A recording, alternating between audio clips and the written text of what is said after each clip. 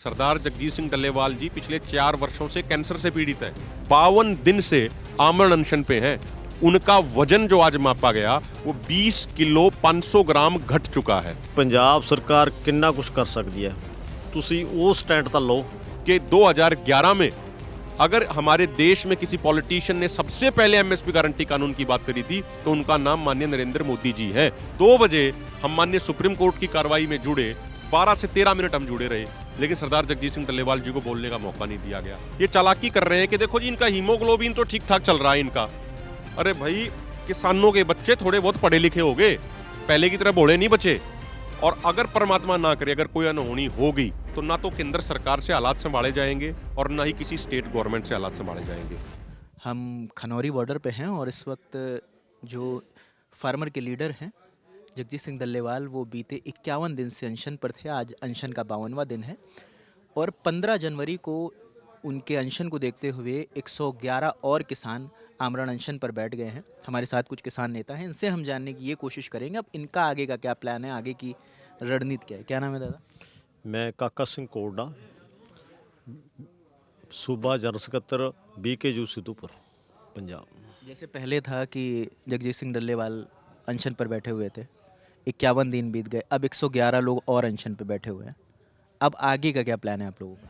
नहीं, आगे का कोई प्लान नहीं है। ਜਿਹੜਾ 100 ਉਹਨਾਂ ਕੱਲੇ 52 ਦਿਨ ਹੋ ਗਏ ਡੱਲੇਵਾਲ ਸਾਹਿਬ ਨੂੰ 26 ਤਰੀਕ ਤੋਂ ਲੈ ਕੇ ਮਰਵਰ ਤੇ ਬੈਠੇ ਨੂੰ।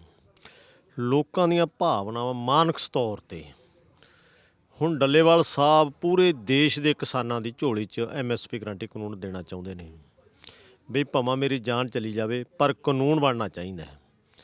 ਜਦੋਂ ਡੱਲੇਵਾਲ ਸਾਹਿਬ ਪੂਰੇ ਦੇਸ਼ ਦੇ ਕਿਸਾਨਾਂ ਲਈ ਇੰਨਾ ਤਕਲੀਫ ਝੱਲ ਰਿਹਾ, ਤਿਲ ਤਿਲ ਉਹਨਾਂ ਦੀ ਜ਼ਿੰਦਗੀ ਜਿਹੜੀ ਘਟ ਰਹੀ ਹੈ, ਤਾਂ ਉਸ ਦੇ ਵਿੱਚੋਂ ਫਿਰ ਜਿਹੜੇ ਸਾਡੇ ਇੱਥੇ ਖਨੌਰੀ ਮੋਰਚੇ ਦੇ ਵਿੱਚ, ਸ਼ੰਭੂ ਮੋਰਚੇ ਦੇ, ਰਤਨਪੁਰੇ ਦੇ ਮੋਰਚੇ 'ਚ ਪੂਰੇ ਜਿਹੜੇ ਦੇਸ਼ ਦੇ ਕਿਸਾਨ ਡੱਲੇਵਾਲ ਸਾਹਿਬ ਦੀ ਭਾਵਨਾ ਨਾਲ ਮਾਨਸਿਕ ਤੌਰ 'ਤੇ ਜੁੜ ਚੁੱਕੇ ਨੇ। ਤਾਂ ਉਹਦੇ ਵਿੱਚੋਂ ਫਿਰ ਜੇ ਡੱਲੇਵਾਲ ਪੂਰੇ ਦੇਸ਼ ਦੇ ਕਿਸਾਨਾਂ ਲਈ ਇਹ ਕੁਛ ਕਰ ਰਿਹਾ, MSP ਗਰੰਟੀ ਕਾਨੂੰਨ ਲਈ ਮਰ ਰਿਹਾ, ਤਾਂ ਫਿਰ ਅਸੀਂ ਕੀ ਕਰ ਰਹੇ ਹਾਂ। ਤਾਂ ਇਹਦੇ ਵਿੱਚੋਂ ਸਾਡੇ ਭਾਵਨਾ ਲੋਕਾਂ ਦੀ ਜੁੜੀ ਟਰਾਲੀ ਦੇ ਵਿੱਚ, ਤੰਬੂਆਂ ਦੇ ਵਿੱਚ ਜਿਹੜੇ ਧੂਈਆਂ ਪਾਉਂਦੇ, ਧੂਈਆਂ ਦੇ ਉੱਤੇ ਬੈਠ ਕੇ ਇਹ ਚਰਚਾ ਆਮ ਹੋ ਰਹੀ ਹੈ ਵੀ ਡੱਲੇਵਾਲ ਤਾਂ ਆਪਣੇ ਲਈ ਕੁਛ ਕਰ, ਪਰ ਆਪਾਂ ਡੱਲੇਵਾਲ ਲਈ ਕੀ ਕਰ ਰਹੇ ਹਾਂ। ਤਾਂ ਜਿਹੜਾ ਅਸੀਂ ਨਾਅਰਾ ਦਿੱਤਾ ਸੀ ਵੀ ਡੱਲੇਵਾਲ ਸਾਹਿਬ ਤੇਰੀ ਸੋਚ 'ਤੇ ਪਹਿਰਾ ਦੇਵਾਂਗੇ ਠੋਕ ਕੇ, ਤਾਂ ਫਿਰ ਸਾਨੂੰ ਵੀ ਕੁਛ ਕਰਨਾ ਚਾਹੀਦਾ। ਉਹਦੇ ਵਿੱਚੋਂ ਇਹ ਆਏ ਵੀ ਅਸੀਂ ਪਹਿਲਾਂ ਆਪ ਮਰ ਗਏ, ਤਾਂ ਅਸੀਂ ਉਹ ਜਿਹੜੇ MSP ਗਰੰਟੀ ਕਾਨੂੰਨ ਅਸੀਂ ਉਹ ਮੰਗਾਂ ਲਾਗੂ ਕਰਵਾ ਕੇ ਡੱਲੇਵਾਲ ਸਾਹਿਬ ਦੀ ਝੋਲੀ 'ਚ ਪਾਈਏ। ਤਾਂ ਉਹਦੇ ਵਿੱਚੋਂ ਸਾਡਾ 111 ਵਾਲਾ ਜਿਹੜਾ ਜਥਾ ਕੱਲ੍ਹ ਅਸੀਂ ਦਿੱਤਾ, ਉਹ ਬਾਰਡਰ 'ਤੇ ਮੈਂ ਕਹਿੰਦਾ ਵੀ ਵਧੀਆ ਮਾਹੌਲ ਦੇ ਵਿੱਚ ਜਿਹੜਾ ਸਾਡਾ ਉਹ ਇੱਥੋਂ ਸਤਨਾਮ ਜਾਪ ਕਰਦੇ ਗਏ। ਜਾਪ ਕਰਦੇ ਕਰਦੇ ਜਿਹੜੇ ਸਾਨੂੰ ਬਾਰਡਰ ਤੋਂ ਹਮੇਸ਼ਾ ਗੋਲੀਆਂ, ਆਥਰੂ ਗੈਸ ਦੇ ਜਿਹੜੇ ਪਾਣੀ ਦੀਆਂ ਪਿਛਾੜਾਂ ਆਉਂਦੀਆਂ ਹੁੰਦੀਆਂ ਸੀ, ਉੱਥੋਂ ਵਧੀਆ ਮਾਹੌਲ ਬਣਿਆ। ਪੰਜਾਬ ਤੇ ਹਰਿਆਣੇ ਦੇ ਜਿਹੜੇ ਡਾਕਟਰ ਹੈ ਇਕੱਠੇ ਮਿਲ ਕੇ ਉਹ ਸਾਰਾ ਦੇਖ ਰਹੇ ਨੇ ਕਿਸਾਨਾਂ ਨੂੰ, ਜਿਹੜਿਆਂ ਨੂੰ ਉਹਨਾਂ ਦਾ BP ਚੈੱਕ ਕਰ ਰਹੇ ਨੇ, ਹੋਰ ਵੀ ਜਿਹੜਾ ਉਹ ਸਾਰੇ ਚੈੱਕ ਕਰ ਰਹੇ ਨੇ, ਸੈਂਪਲ ਲੈ ਰਹੇ ਨੇ। ਮੈਨੂੰ ਲੱਗਦਾ ਵੀ ਅਸੀਂ ਉਸ ਤੋਂ ਅੱਗੇ ਇੱਕ ਕਦਮ ਅੱਗੇ ਵਧੇ ਹਾਂ। ਤਾਂ ਜਿਹੜੀ ਡੱਲੇਵਾਲ ਸਾਹਿਬ ਦੀ ਭਾਵਨਾ, ਪੂਰੇ ਦੇਸ਼ ਦੀ ਭਾਵਨਾ, ਤਾਂ ਇਹ ਕੋਈ ਨਵਾਂ ਐਲਾਨ ਨਹੀਂ ਗਾ। ਅਸੀਂ ਉਸ ਐਲਾਨ ਨੂੰ ਅਮਲ ਕਰਾਉਣ ਵਾਸਤੇ ਜਿਹੜੇ ਡੱਲੇਵਾਲ ਸਾਹਿਬ ਬੈਠੇ ਨੇ ਪੂਰੇ ਦੇਸ਼ ਦੀਆਂ 12 ਮੰਗਾਂ ਨਾਲ, ਬਈ MSP ਗਰੰਟੀ ਕਾਨੂੰਨ ਬਣੇ, ਸਵਾਮੀਨਾਥਨ ਦੀ ਰਿਪੋਰਟ ਲਾਗੂ ਹੋਵੇ, ਪੂਰੇ ਦੇਸ਼ ਦੇ ਕਿਸਾਨ ਮਜ਼ਦੂਰ ਕਰਜ਼ੇ ਤੋਂ ਮੁਕਤ ਹੋਣ, ਕਿਸਾਨ ਜਿਹੜਾ ਖੇਤੀ ਤੋਂ ਪ੍ਰਦੂਸ਼ਣ ਤੋਂ ਬਾਹਰ ਆਵੇ। ਇਹ ਸਾਰੀਆਂ ਮੰਗਾਂ ਨਸੀਬ ਉੱਥੋਂ UP ਵਾਲੀ ਜਿਹੜੀ ਲਖੀਮਪੁਰ ਖੀਰੀ ਵਾਲੀ, ਉਹ ਹਜੇ ਤੱਕ ਮੰਗ ਨਹੀਂ ਮੰਨੀ ਗਈ। ਕਿਸਾਨ ਜੇਲ੍ਹ 'ਚ ਨੇ, ਜਿਹੜਾ ਦੋਸ਼ੀ ਬਾਹਰ ਹੈ। ਇਹ ਸਾਰੀਆਂ 12 ਮੰਗਾਂ ਲੈ ਕੇ ਅਸੀਂ ਇੱਥੇ ਬੈਠੇ। ਡੱਲੇਵਾਲ ਸਾਹਿਬ ਨੇ ਫਿਰ ਇਹ ਦਿਨ ਚੁਣਿਆ ਕਿ ਪੂਰੇ ਦੇਸ਼ ਦੇ ਜਿਹੜੇ ਕਿਸਾਨ ਹੈ ਇਸ ਮੰਗ ਤੋਂ ਬਗੈਰ ਜ਼ਮੀਨ ਬਚਾ ਨਹੀਂ ਸਕਣਗੇ। ਜ਼ਮੀਨ ਬਚਾਉਣ ਲਈ ਫਿਰ ਕੁਛ ਆਗੂ ਨੂੰ ਕਰਨਾ ਪੈਣਾ। ਉਹਦੇ ਵਿੱਚੋਂ ਡੱਲੇਵਾਲ ਸਾਹਿਬ ਨੇ ਜਿਹੜਾ ਇਹ ਕਦਮ ਚੁੱਕਿਆ। क्या नाम है? अभिमन्यु कोहाड़।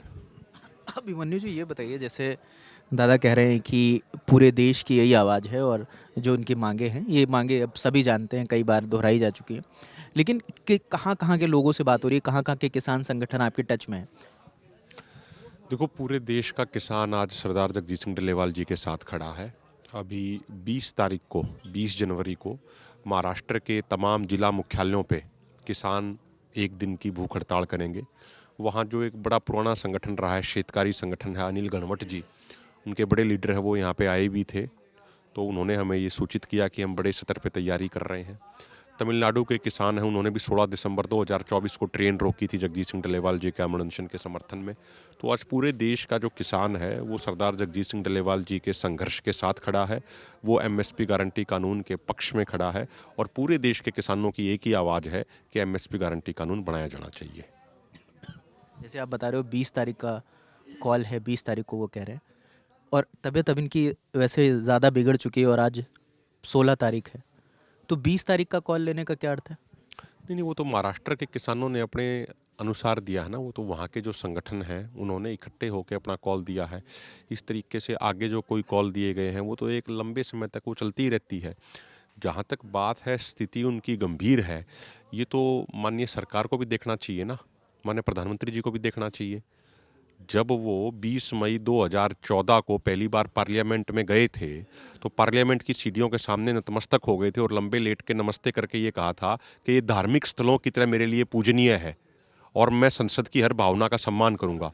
अभी लगभग 20-25 दिन पहले उसी संसद की परमानेंट कमेटी ऑन एग्रीकल्चर ने अपनी रिपोर्ट दे दी, जिसमें मेजॉरिटी एनडीए के सांसद हैं, कि एमएसपी गारंटी कानून बनाया जाना चाहिए। उन्होंने अपनी रिपोर्ट 6 वॉल्यूम में दी है। तो पहली वॉल्यूम के पेज नंबर 54 पॉइंट नंबर 7 में स्पष्ट तौर पे लिखा है कि एमएसपी गारंटी कानून बनाया जाना चाहिए, और एमएसपी गारंटी कानून बनाने से पूरे देश की अर्थव्यवस्था, खासकर ग्रामीण अर्थव्यवस्था को बहुत ही अधिक फायदा होगा।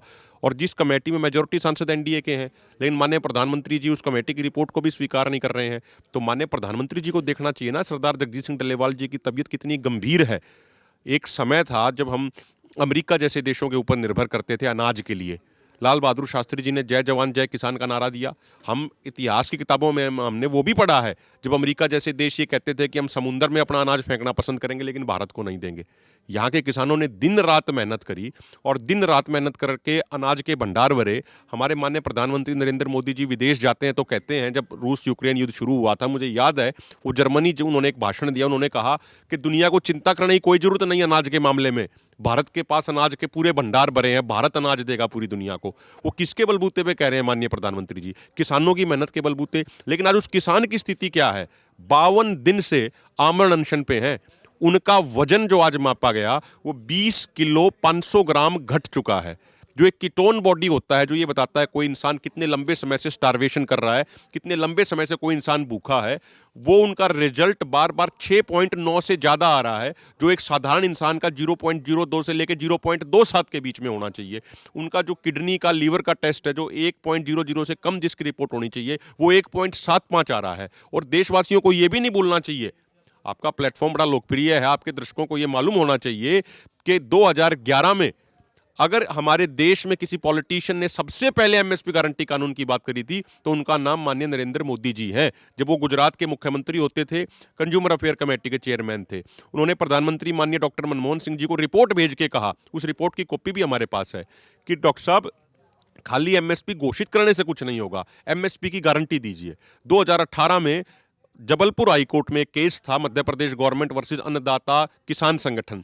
उस केस के मामले में माननीय जबलपुर हाईकोर्ट ने कहा कि किसान की किसी भी फसल की पहली बोली गवर्नमेंट द्वारा डिक्लेयर्ड एपीएमसी में गवर्नमेंट डिक्लेयर्ड एमएसपी से नीचे नहीं हो सकती। अगर नीचे होती है तो वो अपराध माना जाएगा। लेकिन ना तो कभी कांग्रेस की सरकार ने किसानों पे ध्यान दिया, ना बीजेपी की सरकार किसानों पे ध्यान दे रही है। हाँ, इतना जरूर है, जब ये विपक्ष में होते हैं तो इन पार्टियों से बड़ा किसान हितैषी कोई नहीं है, लेकिन जब सत्ता में आ जाते हैं तो पूरा 180 डिग्री का पलटा मारने में ये सारी पार्टियां मशहूर हैं। एक छोटी सी बात आप देख लीजिए, आप कहीं भी चले जाइए, पंजाब में, हरियाणा में या किसी अन्य स्टेट में, नॉर्थ इंडिया की चले जाइए, आपको कोई जिला ऐसा नहीं मिलेगा जहां पे प्रधानमंत्री जी के बड़े बड़े बैनर ना लगे हों, जिसपे वो लिखा होता है कि किसान क्रॉप डाइवर्सिफिकेशन करें, किसान फसलों का विविधीकरण करें। और माननीय मोदी जी का सबसे बड़ा अगर उनका कोई प्रोग्राम रहा है तो वो प्रोग्राम रहा है मेक इन इंडिया। लेकिन आज की जो हकीकत जो देशवासियों को मालूम होनी चाहिए वो ये है कि हमारे देश में अपने किसानों को एमएसपी सुनिश्चित करने की बजाय 1,41,000 करोड़ का एडिबल ऑयल, जिसमें से मेजोरिटी पाम ऑयल है, वो बाहर से मंगवाया जा रहा है। 31,170 करोड़ की दालें बाहर से मंगवाई जा रही हैं। हम प्रधानमंत्री जी से ये कह रहे हैं, प्रधानमंत्री जी आप अपनी गवर्नमेंट का डाटा उठाइए। 2020 में कोविड आया, मलेशिया इंडोनेशिया से पाम ऑयल का इंपोर्ट बंद हो गया, ऑटोमेटिक सरसों के दाम एमएसपी से ऊपर चले गए। जिस सरसों का एमएसपी 5,000 रुपए के आसपास था वो 7,000 रुपया क्विंटल बिकी। अगले साल किसानों ने अपने आप गेहूं की खेती छोड़ के हरियाणा में 1,18,000 हेक्टेयर सरसों का एरिया बढ़ गया कल्टीवेशन का, पंजाब में 50,000 हेक्टेयर एरिया बढ़ गया सरसों की कल्टीवेशन का। अगले साल रूस यूक्रेन युद्ध शुरू हुआ 2022 में, वहां से जो सरसों का इंपोर्ट होता था वो भी बंद हो गया, किसानों को और अच्छे दाम मिले, किसानों ने गेहूं को छोड़ के अपनी क्रॉप डाइवर्सिफाई करके और ज्यादा सरसों पे आ गए। अचानक से 2023 में फिर से पाम ऑयल बहुत बड़ी अमाउंट में मंगवा लिया गया, सरसों एमएसपी से नीचे पिटी है। अभी 5,450 रुपए इस साल, जो पिछला साल गया एमएसपी था सरसों का, सरसों बिक रही है 4,000 रुपए क्विंटल। तो सरकार जो कह रही है और जो कर रही है उसमें जमीन आसमान का अंतर है। मैं निवेदन करूंगा माननीय प्रधानमंत्री जी से, पिछले 52 दिनों में सरदार जगजीत सिंह डल्लेवाल हमारे देश के प्रधानमंत्री जी को 2 बार चिट्ठी लिख चुके हैं, हमारे देश के उपराष्ट्रपति जी को चिट्ठी लिख चुके हैं, हमारे देश के माननीय सुप्रीम कोर्ट के जजों को चिट्ठी लिख चुके हैं, लेकिन किसी भी व्यक्ति ने ना तो उस चिट्ठी पे गौर किया और ना ही किसानों को इस लायक समझा कि उस चिट्ठी का जवाब दे दिया जाए। सुप्रीम कोर्ट तो संज्ञान ले रही है उनकी सेहत का। नहीं, सुप्रीम कोर्ट ने केंद्र सरकार को क्या आदेश दिया अब तक? हम माननीय सुप्रीम कोर्ट को जो चिट्ठी लिखी सरदार जगजीत सिंह डल्लेवाल जी ने, मैं उस दिन बता दूं जो उस दिन वाकया घटित हुआ कि यहाँ अधिकारी आए एक रात पहले, अधिकारियों ने कहा कि भाई आप माननीय सुप्रीम कोर्ट की जो कार्रवाई है उसमें वीडियो कॉन्फ्रेंसिंग से जुड़ के आप अपना पक्ष रख दीजिए, जो बातें आप हमें कह रहे हैं। तो डल्लेवाल साहब ने कहा ठीक है भाई, हम संवैधानिक संस्थाओं का सम्मान करते हैं, हम कोई केस में नहीं है, लेकिन अपना पक्ष अगर माननीय सुप्रीम कोर्ट चाहता है तो सुप्रीम कोर्ट का सम्मान करके हम जुड़ेंगे। उस दिन 2 बजे का टाइम फिक्स हो गया।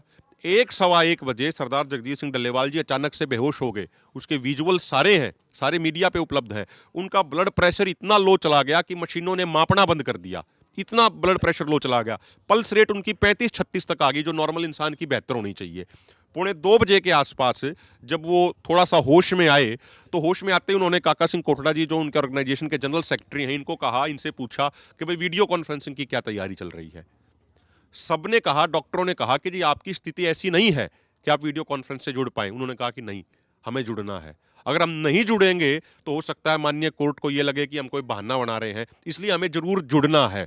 और जब वो बेहोशी में जा रहे थे उस समय भी उन्होंने काका सिंह कोटड़ा जी को कहा कि भाई काके, बता देना दुनिया को कि डल्लेवाल कोई ड्रामा नहीं कर रहा था, डल्लेवाल अपनी किसान कौम के लिए जान दे के चला गया। वो इस जज्बे के साथ बैठे हैं। जब 2 बजे हम माननीय सुप्रीम कोर्ट की कार्रवाई में जुड़े, 12 से 13 मिनट हम जुड़े रहे, लेकिन सरदार जगजीत सिंह डल्लेवाल जी को बोलने का मौका नहीं दिया गया। अब क्यों नहीं दिया गया, क्या कारण थे, वो हम तो बता नहीं सकते, वो तो माननीय कोर्ट को ही पता होंगे। वो अपनी बात वहां रखना चाह रहे थे। हम तो ये बार बार ये बात कह रहे हैं, निवेदन कह रहे हैं सारी संवैधानिक संस्थाओं से कि भाई आप माननीय केंद्र सरकार को आदेश दीजिए। जो माननीय सुप्रीम कोर्ट की जो कमेटी बनाई हुई है खेती के विषय पे, उसने भी तो अपनी इंटरिम रिपोर्ट में कह दिया ना कि एमएसपी गारंटी कानून जरूरी है। तो कम से कम माननीय सुप्रीम कोर्ट केंद्र सरकार को ये निर्देशित करे, ये डायरेक्ट करे कि भाई आपने वादा किया था 2011 में, आपने डिमांड करी थी कि एमएसपी गारंटी कानून होना चाहिए, 2025 आ गया है, 14 साल बीत गए, आप क्यों नहीं कर रहे हो? माननीय सुप्रीम कोर्ट का अधिकार है, माननीय सुप्रीम कोर्ट को पूछना चाहिए। जब किसी व्यक्ति को यदि कहीं से न्याय नहीं मिलेगा, मुझे आप बताइए, आप भी पढ़े लिखे पत्रकार हैं, अगर किसी व्यक्ति को कहीं से भी न्याय ना मिले तो आखिर में कहां अपनी बात रखता है जाके? माननीय सुप्रीम कोर्ट में ही रखता है ना। लेकिन माननीय सुप्रीम कोर्ट भी केंद्र सरकार को कोई निर्देश नहीं दे रहे, तो बताओ अब क्या किया जाए? ये जो राज्य की तरफ से कपिल सिब्बल रिपोर्ट पेश कर रहे हैं कि सेहत में सुधार है, हमने सबने आज पढ़ा पेपरों में, वो उसमें कितनी सत्यता है? देखो, मैं एक बात पूछना चाह रहा हूं आपसे कि 52 दिन हो गए हैं, 52 दिन से आमरण अनशन पे होने के बाद किसी व्यक्ति की सेहत में सुधार आएगा या गिरावट आएगी? सरदार जगजीत सिंह डल्लेवाल जी पिछले 4 वर्षों से कैंसर से पीड़ित हैं। अगर अनशन पे बैठने से सुधार आता है तबीयत में, तो फिर हम ये निवेदन करेंगे, पूरे देश में हॉस्पिटल क्यों खोल रखे हैं? ये डॉक्टरों की पढ़ाई क्यों करा रहे हो? ये हॉस्पिटल भी बंद करा दो, डॉक्टरों को भी घर बैठा दो, फिर तो कोई भी व्यक्ति बीमार हो उसको अनशन पे बैठा दो, उसकी सेहत में सुधार होने लग जाएगा। जिस व्यक्ति का वजन 20 किलो 500 ग्राम घट गया हो, बहुत सारी मेडिकल रिसर्च मौजूद है, आप कोई भी, हम एक सामान्य आदमी भी गूगल पे जाके पढ़ सकता है कि कोई भी व्यक्ति जब अनशन पे बैठता है तो 20 दिनों के अंतराल पे उसका वजन 7 से 10% घटता है। उसी रेशो में सरदार जगजीत सिंह डल्लेवाल जी का घट रहा है। 52 दिनों में उनका वजन 23.59% उनका घट गया, उनका रिड्यूस हो गया है। अब कपिल सिब्बल जी कह रहे हैं कि नहीं भाई हेल्थ में सुधार हो रहा है।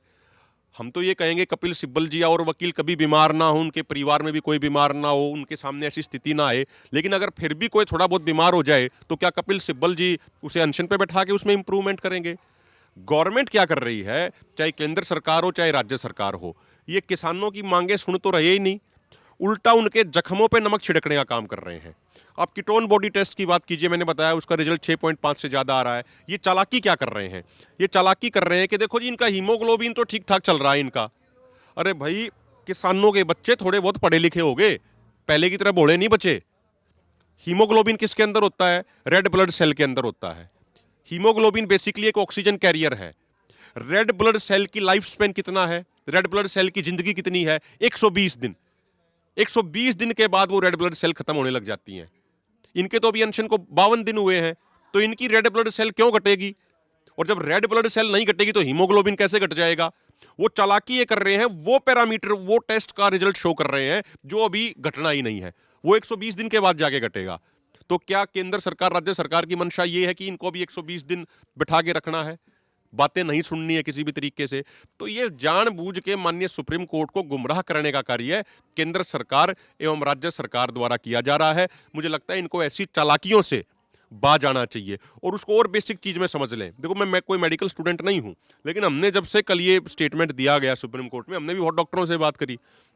डॉक्टरों ने बताया कि भाई मान लीजिए एक गिलास है, वो गिलास पूरा पानी का भरा हुआ है, उसमें हम 1 चम्मच अगर नमक डालेंगे तो पानी में थोड़ी थोड़ी कड़वाहट आ जाएगी। लेकिन अगर पानी उसमें से हम आधा कर दें और नमक 1 ही चम्मच डालें तो उसकी कड़वाहट बढ़ जाएगी। बढ़ेगी या नहीं बढ़ेगी? नमक तो उतना ही है। कोई व्यक्ति ये पूछ सकता है यार नमक तो उतना ही है, कड़वाहट कैसे बढ़ गई? पानी भी तो कम हो गया ना। तो सरदार जगजीत सिंह डल्लेवाल जी जो पिछले 72 घंटे से पानी भी नहीं पी पा रहे हैं, वो डिहाइड्रेट हो रहे हैं अंदर से। तो जब डिहाइड्रेट हो रहे हैं, जब पानी की कमी हो रही है, तो निश्चित सी बात है कंपैरेटिवली जब आप देखोगे तो वो हीमोग्लोबिन उस लेवल का आपको दिख जाएगा, लेकिन वो उतना उस तरीके से होता नहीं है। तो हमारा निवेदन ये है हाथ जोड़ के माननीय केंद्र सरकार से, माननीय राज्य सरकार से, कि आप इस तरीके की हल्की बयानबाजी मत कीजिए। आज देश के किसान हैं, सबकी नजर यहां पे बनी हुई है, और अगर परमात्मा ना करे अगर कोई अनहोनी हो गई तो ना तो केंद्र सरकार से हालात संभाले जाएंगे और ना ही किसी स्टेट गवर्नमेंट से हालात संभाले जाएंगे। देखिए, सरदार जगजीत सिंह डल्लेवाल जी स्पष्ट कर चुके हैं ये बात कि भाई जिन 7 लाख किसानों ने सरकारों की गलत नीतियों के कारण, चाहे बीजेपी सरकार रही हो चाहे कांग्रेस की सरकार रही हो, पिछले 25 सालों में जिन्होंने आत्महत्या करी हैं, उनकी जिंदगियां मेरी जिंदगी से ज्यादा महत्वपूर्ण थी। उन 7 लाख किसानों के जो अनाथ बच्चे हैं, उनकी जिंदगियां मेरी जिंदगी से ज्यादा महत्वपूर्ण हैं। वो तय कर चुके हैं कि जिस रास्ते पे मैं चला हूं उस रास्ते की मंजिल एक ही है, या तो मेरी कुर्बानी होगी या एमएसपी गारंटी कानून बनेगा। और जो उन्होंने माननीय प्रधानमंत्री जी को चिट्ठी लिखी थी उसमें भी स्पष्ट कर दिया कि माननीय प्रधानमंत्री जी, अगर मेरे साथ कोई अनहोनी होती है, मेरी शहादत, मेरी कुर्बानी होती है, तो उसकी जिम्मेदारी सिर्फ और सिर्फ हमारे देश के प्रधानमंत्री नरेंद्र मोदी जी की होगी। अब सरकारों को तय करना है क्या वो देश का पेट भरने वाले अन्नदाता की इस तरीके से कुर्बानी लेना चाहती हैं या नहीं लेना चाहती है। काका, एक चीज़ बताइए कि अभी भी कुछ देर पहले एक डेलीगेशन आया था, डीआईजी थे, उसमें पुलिस के भी अधिकारी थे, तो ये डेलीगेशन कुछ बातचीत होती है या ये सिर्फ हेल्थ अपडेट लेने आते हैं डल्लेवाल जी? ਵੇਖੋ ਜਿਹੜੇ ਪੰਜਾਬ ਦੇ ਅਧਿਕਾਰੀ ਆਏ ਇਹ ਕੋਈ ਪਹਿਲੀ ਵਾਰ ਨਹੀਂ ਆ ਰਹੇ, ਲਗਾਤਾਰ ਹੀ ਆ ਰਹੇ ਨੇ। 7-8 ਦਿਨਾਂ ਦਾ ਹੁਣ ਜਿਹੜਾ ਗੈਪ ਪਿਆ ਸੀ ਇਹਨਾਂ ਦਾ, ਬਸ ਸਿਰਫ ਇਹ ਆ ਕੇ ਇਹੀ ਪੁੱਛਦੇ ਵੀ ਡੱਲੇਵਾਲ ਸਾਹਿਬ ਦੀ ਸਿਹਤ ਕਿਵੇਂ ਆ। ਕੋਈ ਨਹੀਂ ਜੀ, ਵਧੀਆ ਮਾਹੌਲ ਦੇ ਵਿੱਚ ਗੱਲ ਦੀ ਕੋਸ਼ਿਸ਼ ਕਰ ਰਹੇ ਆ, ਪਰ ਜਿਹੜਾ ਹੁਣ ਤੱਕ ਦਾ ਲੰਮਾ 52 ਦਿਨਾਂ ਦੇ ਵਿੱਚ ਪੰਜਾਬ ਸਰਕਾਰ ਵੱਲੋਂ ਕੋਈ ਗੱਲਬਾਤ ਜਿਹੜੀ ਕੇਂਦਰ 'ਤੇ ਦਬਾਅ ਪਾਉਣਾ ਅਸੀਂ ਚਾਹੁੰਦੇ ਕੀ ਸੀ। ਸਾਨੂੰ ਜਦੋਂ ਇਹਨਾਂ ਦੇ ਮੰਤਰੀ ਮੰਡਲ ਵੀ ਆਏ ਨੇ, ਮੰਤਰੀ ਵੀ ਆਏ, ਸਪੀਕਰ ਸਾਹਿਬ ਵੀ ਆਏ ਨੇ, ਵਿੱਤ ਸਕੱਤਰ ਵੀ ਆਏ ਨੇ, ਸਾਰੇ ਆਏ ਨੇ, ਅਸੀਂ ਇਹ ਕਿਹਾ ਸੀ ਵੀ ਇੱਕ ਤਾਂ ਵਿਧਾਨ ਸਭਾ ਦਾ ਐਮਰਜੈਂਸੀ ਇਜਲਾਸ ਸੱਦ ਕੇ ਇੱਥੇ ਮਤਾ ਪਾਓ, ਦੂਜਾ ਜਿਹੜਾ ਐਮਐਸਪੀ ਗਰੰਟੀ ਕਾਨੂੰਨ ਬਣਨ ਲਈ ਪੂਰਾ ਦਬਾਅ ਪਾ ਕੇ ਪੂਰੀਆਂ ਜਿਹੜੇ ਬੀਜੇਪੀ ਨੂੰ ਛੱਡ ਕੇ ਮੁੱਖ ਮੰਤਰੀ ਜਿਹੜੇ ਬਾਹਰਲੇ ਸਟੇਟਾਂ ਦੇ ਉਹਨਾਂ ਨੂੰ ਇਕੱਠੇ ਲੈ ਕੇ ਪਹਿਲਾਂ ਮਿਲੋ। ਅਗਰ ਕੋਈ ਜਵਾਬ ਨਹੀਂ ਮਿਲਦਾ ਤਾਂ ਪ੍ਰਧਾਨ ਮੰਤਰੀ ਦੀ ਰਿਹਾਇਸ਼ 'ਤੇ ਘੱਟੋ ਘੱਟ ਧਰਨਾ ਲਾ ਕੇ ਬੈਠੋ। ਖਾਸ ਕਰਕੇ ਮੁੱਖ ਮੰਤਰੀ ਪੰਜਾਬ ਬੈਠੇ ਕਿ ਮੇਰੇ ਦੇਸ਼ ਦਾ, ਮੇਰੀ ਸਟੇਟ ਦਾ ਕਿਸਾਨ, ਪੂਰੇ ਦੇਸ਼ ਨੂੰ ਜਿਹੜਾ ਅਨਾਜ ਪੈਦਾ ਕਰਨ ਵਾਲਾ ਅੱਜ 80-80 ਸਾਲਾਂ ਦੇ ਬਜ਼ੁਰਗ ਜਿਹੜੇ ਠੰਡ ਦੇ ਵਿੱਚ ਬੈਠੇ ਨੇ, ਘੱਟੋ ਘੱਟ ਮੁੱਖ ਮੰਤਰੀ ਨੂੰ ਇਹ ਕਹਿਣਾ ਚਾਹੀਦਾ ਵੀ ਉਹ 80 ਸਾਲਾਂ ਦੇ ਬਜ਼ੁਰਗ ਦੇ ਸਾਡੇ ਮੁੰਡਿਆਂ ਨੇ ਮੋਢਿਆਂ 'ਤੇ ਚੱਕ ਕੇ ਮੈਨੂੰ ਵੋਟਾਂ ਪਾ ਕੇ ਮੁੱਖ ਮੰਤਰੀ ਬਣਾਇਆ। ਜਿਹੜਾ ਮੈਂ ਕਹਿੰਦਾ ਹੁੰਦਾ ਸੀ ਵੀ ਮਹਿਲਾਂ ਦੇ ਵਿੱਚ ਬੈਠਦੇ ਨੇ ਤਾਂ ਲੋਕਾਂ ਦੀ ਕੋਈ ਸੁਣਵਾਈ ਨਹੀਂ ਹੁੰਦੀ, ਅੱਜ ਸਾਡੀ ਤਾਂ ਸਥਿਤੀ ਉਹੀ ਹੈ ਨਾ। ਜਿਹਨੇ 80-80 ਸਾਲ ਦੇ ਮੋਢੇ ਚੱਕ ਕੇ ਭਗਵੰਤ ਮਾਨ ਨੂੰ ਮੁੱਖ ਮੰਤਰੀ ਬਣਾਇਆ, ਉਹ ਤਾਂ ਅੱਜ ਫੇਰ ਸੜਕਾਂ 'ਤੇ ਬੈਠੇ ਆ। ਅੱਜ ਭਾਈ ਤੂੰ ਮਹਿਲਾਂ 'ਚ ਕਿਉਂ ਬੈਠਾ? ਘੱਟੋ ਘੱਟ ਦਿੱਲੀ ਦੀਆਂ ਸੜਕਾਂ ਤੇ ਬੈਠ ਕੇ ਮੇਰੇ ਦੇਸ਼ ਦੇ ਕਿਸਾਨਾਂ ਲਈ ਮੰਗ ਵੀ ਮੰਨੋ, ਤਾਂ ਘੱਟੋ ਘੱਟ ਆਪਦੀ ਸਟੇਟ ਦਾ ਪੱਖ ਤਾਂ ਰੱਖੇ। ਉਹ ਸਟੇਟ ਦਾ ਪੱਖ ਨਹੀਂ ਰੱਖ ਸਕੀ ਪੰਜਾਬ ਸਰਕਾਰ। ਤਾਂ ਜਿਹੜੇ ਅੱਜ ਵੀ ਇਹ ਆਏ ਸਿਰਫ ਹਾਲ ਚਾਲ ਵੀ ਕਿਹੋ ਜਿਹੀ ਸਥਿਤੀ ਹੈ ਜੀ, ਠੀਕ ਹੈ ਜੀ, ਕਰ ਰਹੇ ਹਾਂ ਕੋਸ਼ਿਸ਼, ਪ੍ਰਪੋਜ਼ਲ ਕੋਈ ਨਹੀਂ। ਅਸਲ ਦੇ ਵਿੱਚ ਪ੍ਰਪੋਜ਼ਲ सिर्फ हेल्थ अपडेट लेने आते हैं। ਬਸ ਸਿਰਫ ਹੈਲਥ ਬਟ ਸਿਰਫ ਰਿਪੋਰਟ ਵੀ ਠੀਕ ਹੈ ਹਜੇ, ਤੇ ਕਰ ਕੁਛ ਨਹੀਂ ਰਹੇ। ਪਰ ਘੱਟੋ ਘੱਟ ਜਿਹੜੀ ਅਸੀਂ ਇੱਕ ਗੱਲ ਇਹਨਾਂ ਨੂੰ ਪਹਿਲਾਂ ਵੀ ਕਹੀ ਸੀ ਕਿ ਪੰਜਾਬ ਸਰਕਾਰ ਕਿੰਨਾ ਕੁਛ ਕਰ ਸਕਦੀ ਹੈ, ਤੁਸੀਂ ਉਹ ਸਟੈਂਡ ਤਾਂ ਲਓ। ਕੱਲ੍ਹ ਨੂੰ ਕੋਈ ਵੀ ਐਕਸ਼ਨ, ਜਿਵੇਂ ਉਹਨੂੰ ਘਾਟ ਜੀ ਨੇ ਕਿਹਾ ਵੀ ਹਾਲਾਤ ਕਿਹੋ ਜਿਹੇ ਕੰਟਰੋਲ ਨਹੀਂ ਰਹਿੰਦੇ, ਹਾਲਾਤ ਕਿਹੋ ਜਿਹੇ ਹੋ ਜਾਂਦੇ ਆ, ਘੱਟੋ ਘੱਟ ਤੁਸੀਂ ਪੰਜਾਬ ਦੇ ਲੋਕਾਂ ਨੂੰ ਤਾਂ ਦੱਸ ਸਕੋ, ਤੇ ਪੰਜਾਬ ਦੇ ਲੋਕ ਜਿਹੜੇ ਬਾਹਰ ਨੇ ਉਹ ਤਾਂ ਕਹਿਣ ਕਿ ਪੰਜਾਬ ਸਰਕਾਰ ਇਸ ਤੋਂ ਵੱਧ ਹੋਰ ਕੀ ਕਰ ਸਕਦੀ ਸੀ। ਇਹਨਾਂ ਨੇ ਆਪਦਾ ਸਟੈਂਡ ਤਾਂ ਬਹੁਤ ਕੁਝ ਕੀਤਾ, ਪਰ ਸਾਡੇ ਮੁਤਾਬਕ ਇਹ ਸਵਾਲ ਹਜੇ ਇਹਨਾਂ 'ਤੇ ਲੱਗਦੇ ਨਾ ਇਹਨਾਂ ਨੇ ਵਿਧਾਨ ਸਭਾ ਦਾ ਇਜਲਾਸ ਸੱਦਿਆ, ਨਾ ਇਹ ਦੇਸ਼ ਦੇ ਪੂਰੇ ਮੁੱਖ ਮੰਤਰੀਆਂ ਨੂੰ ਇਕੱਠੇ ਕਰਕੇ ਉੱਥੇ ਕੋਈ ਧਰਨਾ ਵਗੈਰਾ ਜਾਂ ਮਿਲਣ ਵਗੈਰਾ, ਇੱਥੋਂ ਤੱਕ ਧਰਨਾ ਮਿਲਣਾ ਵੀ ਛੱਡੋ, ਕੋਈ ਮੀਟਿੰਗ ਵੀ ਨਹੀਂ ਕਰ ਸਕੇ। ये कोई प्रयास नहीं कर ਹਾਂ, ਪ੍ਰੈਸ ਨਹੀਂ ਕਰ ਸਕੇ। ਜਿਹੜੇ ਜਿੰਨੇ ਵਿਰੋਧੀ ਨੇ, ਭਾਵੇਂ ਉਹ ਰਾਹੁਲ ਹੋਵੇ, ਭਾਵੇਂ ਦੂਜੀਆਂ ਪਾਰਟੀਆਂ ਹੋਵੇ, ਮਮਤਾ ਬੰਗਾਲ ਦੇ ਮੁੱਖ ਮੰਤਰੀ ਹੋਣ, ਇਹ ਵੀ ਐਮਐਸਪੀ ਗਰੰਟੀ ਕਾਨੂੰਨ ਤੇ ਐਮਰਜੈਂਸੀ ਕੋਈ ਦੇਸ਼ ਲੈਵਲ ਦੀ ਕੋਈ ਮੀਟਿੰਗ ਵੀ ਨਹੀਂ ਸੱਦ ਸਕੇ। ਇੱਥੋਂ ਜ਼ਾਹਰ ਹੁੰਦਾ ਹੈ ਕਿ ਜਿਹੜੀ ਅਸੀਂ ਗੱਲ ਇਹ 12 ਮੰਗਾਂ ਦੇ ਵਿੱਚ ਪਾਈ ਹੈ ਵੀ ਗੈਡ ਤੋਂ ਭਾਰਤ ਸਰਕਾਰ ਬਾਹਰ ਆਵੇ, ਉਹ ਇੰਨੇ ਪੰਜੇ 'ਚ ਫਸ ਚੁੱਕੇ ਨੇ, ਉਹਨਾਂ ਨੂੰ ਬੋਲਣ ਦੀ ਹਿੰਮਤ ਨਹੀਂ। ਮੈਨੂੰ ਇਹ ਲੱਗਦਾ ਕਿ ਗੈਡ ਤੋਂ ਬਾਹਰ ਆਉਣਾ ਅੱਜ ਪੂਰੇ ਦੇਸ਼ ਦੇ ਲੋਕਾਂ ਦੀ ਮੰਗ ਹੈ, ਤਾਂ ਇਹ ਸਰਕਾਰਾਂ ਉਹਨਾਂ ਦੇ ਥੱਲੇ ਲੱਗੀਆਂ ਹੋਈਆਂ ਨੇ। ਤਾਂ ਮੈਨੂੰ ਲੱਗਦਾ ਕਿ ਉਮੀਦ ਦੇ ਬਰਾਬਰ ਜਿਹੜਾ ਸਟੇਟਾਂ ਨੇ ਇਹਨਾਂ ਨੇ करना ਸੀ, ਵਿਰੋਧੀਆਂ ਨੇ नहीं कर सके।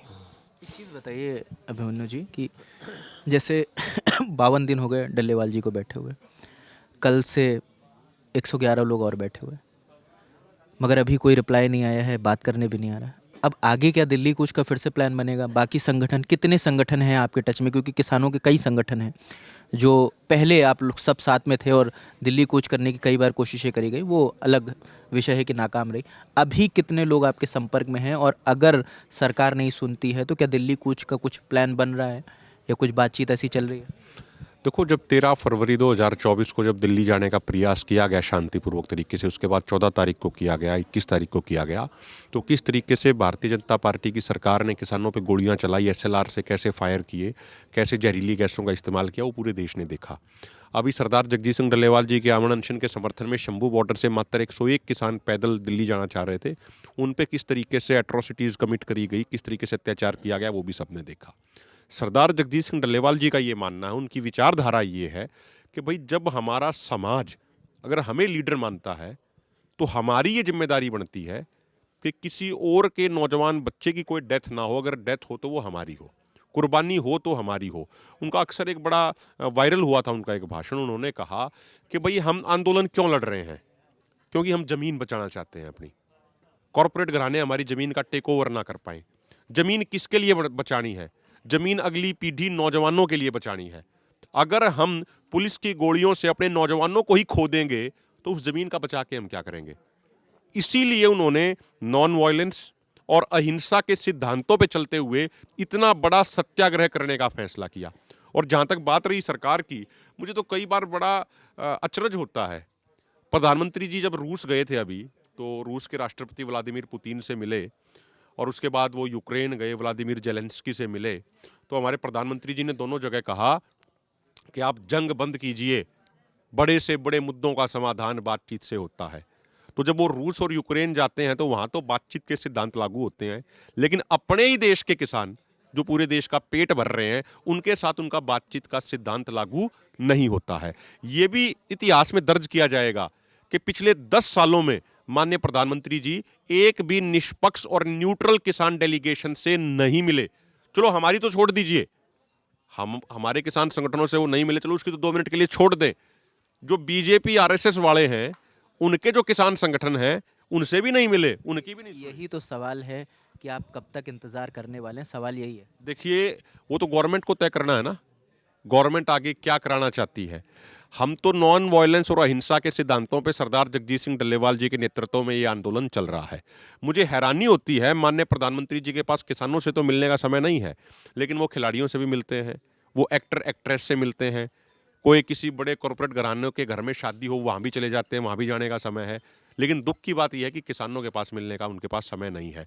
मुझे एक बात बताइए, सरदार जगजीत सिंह डल्लेवाल जी और हम सब लोग जो यहाँ बैठे हैं, हम भी तो इसी देश के नागरिक हैं। हमारे पूर्वजों ने सबसे अधिक कुर्बानी दी है इस देश को आजाद कराने के लिए। इतिहास की किताबों में दर्ज है कि जितने लोग आजादी के आंदोलन के दौरान फांसी के फंदे पे झूले थे, उनमें से 92% अकेले संयुक्त पंजाब से थे। हम भी इसी देश के नागरिक हैं। हमारे ही परिवारों के नौजवान, हमारे बड़े बुजुर्ग देश की सीमाओं पे तैनात हैं -40 डिग्री तक के टेम्परेचर में।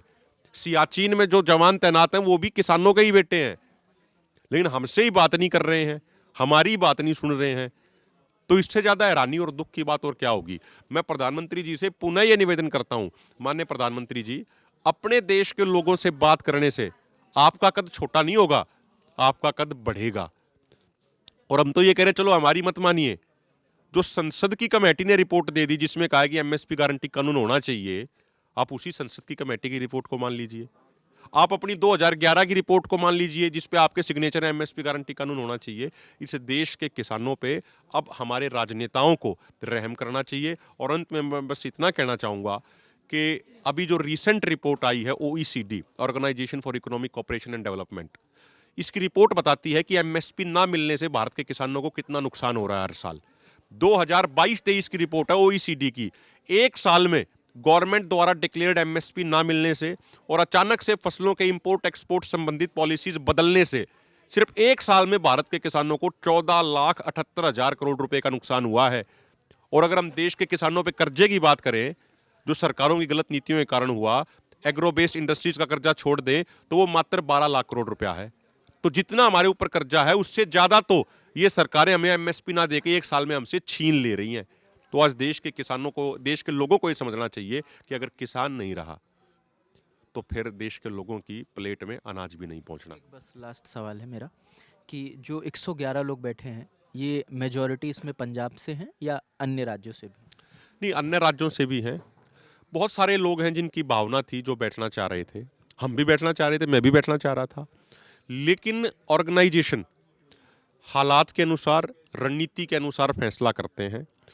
बहुत सारे लोग और भी बैठने को तैयार हैं, लेकिन जिस जिस तरीके से संगठन को उचित लगेगा, फोरम को उचित लगेगा, और सबसे महत्वपूर्ण जिनके नेतृत्व में आंदोलन लड़ा जा रहा है, सरदार जगजीत सिंह डल्लेवाल जी, उनको जिस तरीके से उचित लगेगा, जो वो आदेश देंगे, जो वो रणनीति बताएंगे, उस अनुसार ही आगे चला जाएगा। ये मैं जरूर बता दूं, बिहार के किसान भी बैठे हैं, हरियाणा के किसान भी बैठे हैं, हरियाणा के और भी किसान बैठना चाह रहे हैं, राजस्थान के किसान भी बैठना चाह रहे हैं, पंजाब के तो किसान और बड़ी संख्या में किस संगठन से लोग हैं ये? देखिए, संयुक्त किसान मोर्चा गैर राजनीतिक जो फोरम है उसके लोग हैं, और संयुक्त किसान मोर्चा गैर राजनीतिक में सभी संगठन सम्मानित हैं। आज भारत का जो सबसे बड़ा संगठन है वो है भारतीय किसान यूनियन एकता सिद्धूपुर, और वो एसकेएम गैर राजनीतिक का एक सबसे मजबूत स्तंभ है। बहुत बहुत शुक्रिया आप दोनों का इतना समय दिया। और किसान आंदोलन अभी जारी है, डल्लेवाल आमरण अनशन पर बैठे हुए हैं, बाकी अब 111 और लोग आमरण अनशन पर बैठे हैं। तो इस प्रोटेस्ट से जुड़ा जो भी अपडेट होगा हम लगातार आपको देते रहेंगे। कैमरे के पीछे राशिद है, मेरा नाम रजत है। देखते रहिए दिल्ली लन टॉप। शुक्रिया।